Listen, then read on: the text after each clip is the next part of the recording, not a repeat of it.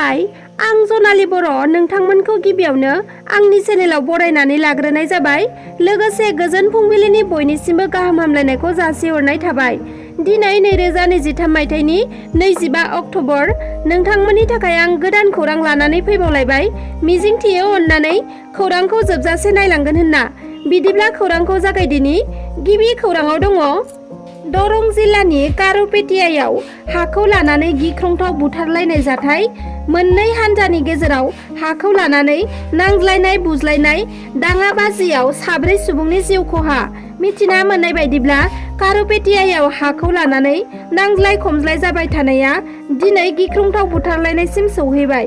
बे जाथायाव 4 सुबुङा जिउ गोमाबाय।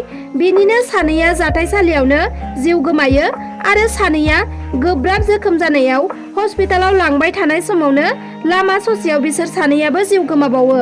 4 सुबुङा थैनायनि अनगायैबो माखासे सुबुंफोराबो गोब्राबै जोखोम जादों आरो बिसोरखौ गासैखौबो मंगलदै हस्पिटालाव फाहामथाय होनाय जायो।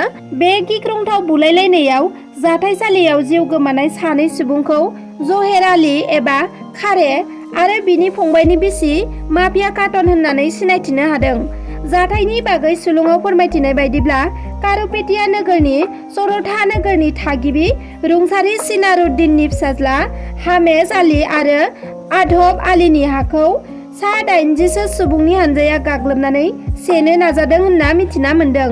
दुथांफोरनि हानजाया गिबियाव CCTVनि केमेराखौ सिफायो आरो बेनि उनाव नखरनि सोद्रोमाफोरनि सायाव गाग्लोबो।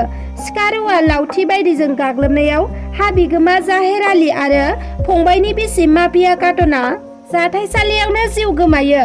बेबादि गिख्रंथाव बुथारलायनाय जाथाय जानायाव ओनसोलाव दुंहाव थासारि सोमजिदों आरो दरंनि SP प्रकाश सनवालनि दैदेननायाव पुलिस बिफाना जाथायसालियाव थांनानै बे गिख्रंथाव बुथारनाय जाथायनि बागै नायबिजिरनो जागायदों होननानैबो सुलुङाव फोरमायथिदों।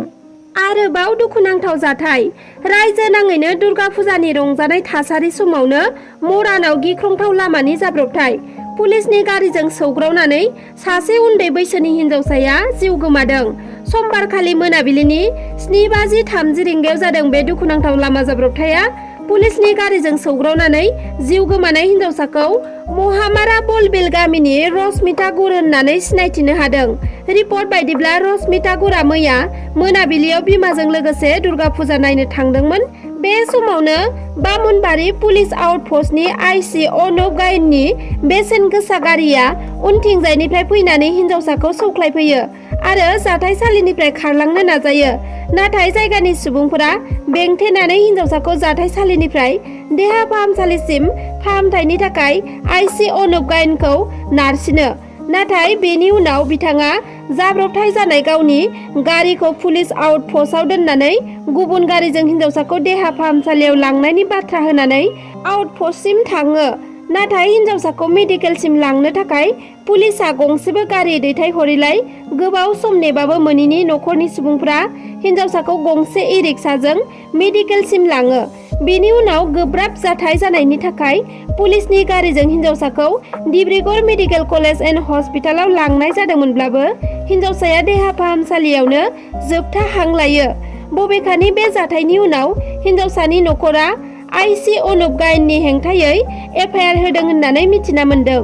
उदालगुरि जिल्लानि सिङाव थानाय 2 नं वार्ड हाकार सकनि थागिबि रिंकु देउरि आरो पिंकी देउरिनि 13 बोसोर बैसोनि फिसाज्ला हेमन्त देउरिया गोमानानै दं। नखरनि बिगोमाफोरा फोरमायथिनाय बायदिब्ला हेमन्त देउरिया न'निफ्रायनो गोमादों आरो पुलिस बिफाननोबो एजाहार होबाय होननानै फोरमायथिदों। नाथाय दिनैसिमबो नागिरनानै मोनैलाय गथ'खौ सोरबाफोर बहाबाफोर नुसनबायोब्ला होखानाय मबाइल नाम्बाराव नखरसिम खौरां हरनो थाखाय खौरांनि गेजेरजों दुखुथिया बिमा बिफाया बयखौबो खावलायहरदों। दुर्गा फुजा जोबनाय सान एबा बिमा दुर्गानि मुसुखा फोजावहरनाय सानखालिनो मैया गुवाहाटि नोगोरमायाव आरोबाव सासे सुबुंनि गोथै सह बोखांनो हादों। गुवाहाटिनि लख्रा ओनसोलाव थानाय ISBTनि साखाथियाव मैया सासे सुबुंनि गोथै सह बोखांदों। खौराङाव फोरमायनाय बायदिब्ला बाथौफुरिनि फेन्सिंनि सिङाव थानाय ट्रेन्सफर्मारनि सिङाव बोखांनो हादों थैना थानाय गोथै सहखौ। बे जाथायनि खौरां मोननाय लोगो लोगोनो गरसक पुलिसआ जाथायसालियाव थांनानै गोथै सहखौ बोखांहैयो आरो पस्टमर्टम आनजाद नायनो थाखाय गोथैखौ दैथायहरनाय जायो। नाथाय थैनाय सुबुङा सोरमोन, बबे जायगानि आरो माबोरै थैनाय बेखौ मिथिना मोनथ'वाखै। बेनि सिगां आरोबाव हेंग्रामारिनि गुदि फरायसालिनि साखाथियावबो मैया खगेन दास मुंनि सासे सुबुंनि गोथै सहखौ बोखांनो हादोंमोन। फोरमायनाय बायदिब्ला खगेन दासआ इ-रिक्सानि ड्राइभार होनना मिथिना मोन्दों। रिपर्ट बायदिब्ला मैया फुङाव खगेन दास आरो तिलेश्वर दासनि गेजेराव फिसा बाथ्राखौ लानानै नांज्लायनाय जादोंमोन। बेयावनो खगेन दासखौ दुथां तिलेश्वर दासआ नाख्रां नासि खालामना आरो खाथिनि दखाननिफ्राय गोबौ सिखा एबा हाथियार लायना दानख्लाब सुख्लाब खालामदोंमोन आरो तिलेश्वर दासआ खगेन दासखौ बुनाय जोनाया केमेरायाव सेबखांजानायखौबो नुनो मोन्दों। बिनि उनावनो खगेन दासआ जिउ गोमायो होनना मिथिना मोनबाय। बे जाथायनि बागै दिसपुर पुलिसआ खौरां मोननाय लोगो लोगोनो जाथायसालिसिम सफैयो आरो गोथै सहखौ बोखांनानै पस्टमर्टम आनजादनि थाखाय दैथायहरो आरो बे जाथायनि सायाव पुलिसआ नायबिजिरनायखौ जागायजेनदोंमोनब्लाबो तिलेश्वर दासआ दायो खारखुमाना दं होनना मिथिना मोन्दों। समबारनि हराव तामिलनाडुआव गंसे एस-इउ-भि कारआ तामिलनाडु स्टेट ट्रेन्सपर्टनि बासजों सौग्रावलायनानै गासै 7 सुबुंनि जिउ खहा जादों। थैनायफोरनि गेजेराव आसामनि 7 लेबार खामानि मावनो थांनायफोरबो दंफायो होननानै मिथिना मोननाय जादों। तामिलनाडु पुलिसआ मिथिहोनाय बायदिब्ला बेंगालरनिफ्राय फैनाय एस-इउ-भि कारआव गासै 11 सुबुंफोर दङमोन। समबारनि हराव कृष्णगिरि नेशनेल हाइवेआव बे गिख्रंथाव जाब्रबथाया जादों। थैनायफोरनि मुङा फारियै ड्राइभार पनित कुमार आरो तामिलनाडुनिनो कृष्णगिरिनिनो कामराज आरो माखासे 7या आसामनि होननानै मिथिहोदों। नाथाय आसामनि 7 थैनाय सुबुंनि मुंखौ मिथिना मोनाखै। चिरां जिल्लानि गुरुभासायाव बरादासाय होननाय फोरबोआ मैयानिफ्राय जागायजेनबाय आरो बरादासाय फोरबोआव गिदिरफोरा उन्दैफोरनो बोर सारस्रिनाय आरो गिदिरफोरखौ उन्दैफोरा मान होनाय बेखौ बिथा खालामनानैनो बे बरादासाय फोरबोखौ फालिनाय जायो। बे फोरबोआवनो बिटिआरनि मावफुं सोद्रोमा प्रमद बर' बिथांजों लोगोसे एमपि रोनगोरा नार्जारी, एमएलए जयन्त बसुमतारी आरो माधव छेत्री बिथांमोना बाहागो लाफैदोंमोन। बे हाबाफारियावनो बाहागो लानानै बिथां प्रमद बर'आ बुंथियोदि मैयानि सानाव गरखा हारिनि गिदिर गोलाव बैसो जानाय सुबुंफोरनिफ्राय बोर सारस्रिनाय लानाय दिनाव बाहागो लानो मोननानै जोबोर गोजोननाय मोन्दों आरो थाबैनो गरखा हारिनि थाखाय चिराङाव गरखा भवन लुनो थांगासिनो दं।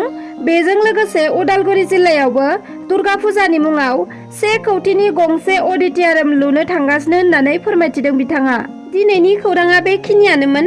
नोंथांमोना आंनि खौरांखौ जोबजासे नायजोबलांनायनि थाखाय रोजा रोजा साबायखर बावहरबाय आरो नोंथाङा जुदि आंनि चेनेलखौ साबस्क्राइब खालामाखैब्ला अन्नानै साबस्क्राइब खालामनानै लादो, जाहाथे आं गोदान खौरां लाबोयोब्ला नोंथांमोननियाव सौहैनो हानाय बादि। लोगोसे लाइक, शेयार, कमेन्ट खालामनो दाबाव। एसेनोसै, गोजोन्थों।